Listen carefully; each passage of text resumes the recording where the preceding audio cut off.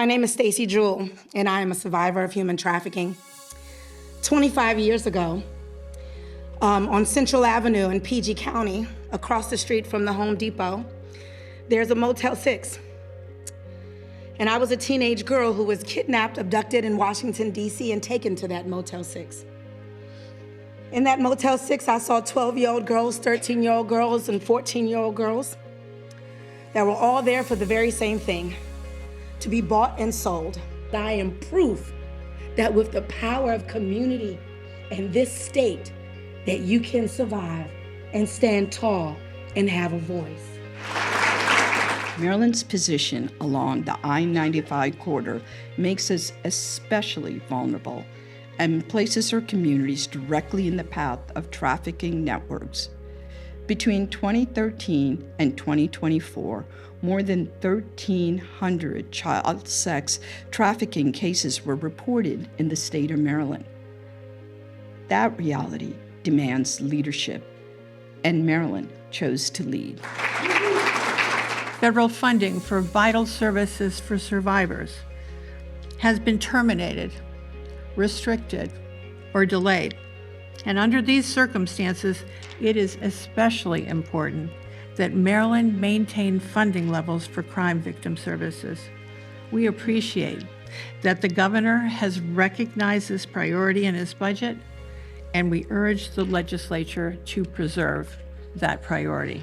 Today, a majority of our cases at the Safe Center involve labor trafficking, a form of extreme human exploitation where perpetrators compel victims to work against their will in appalling circumstances in domestic work, in agriculture, in construction, and many other sectors. While many people believe that labor trafficking does not take place in Maryland, our statewide survey showed that in a recent 5-year period that Maryland service providers assisted nearly 1,200 labor trafficking survivors. It's an horrific crime. It strips people of their dignity, their freedom, and their humanity. And that's why we have to give survivors the help, the assistance that they need to heal and hold perpetrators accountable. But prosecution isn't the only solution. Partners like the University of Maryland's Safe Center and the work that each and every one of you, so many of you are doing, provide legal services, case management, mental health services, and economic support to help survivors rebuild their lives. So one of the first key things is empowering first responders in industry.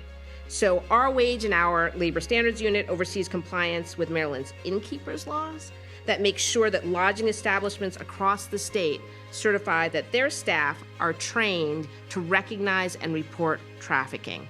That means that hospitality workers across our state now are able to be out there to detect and identify potential exploitation.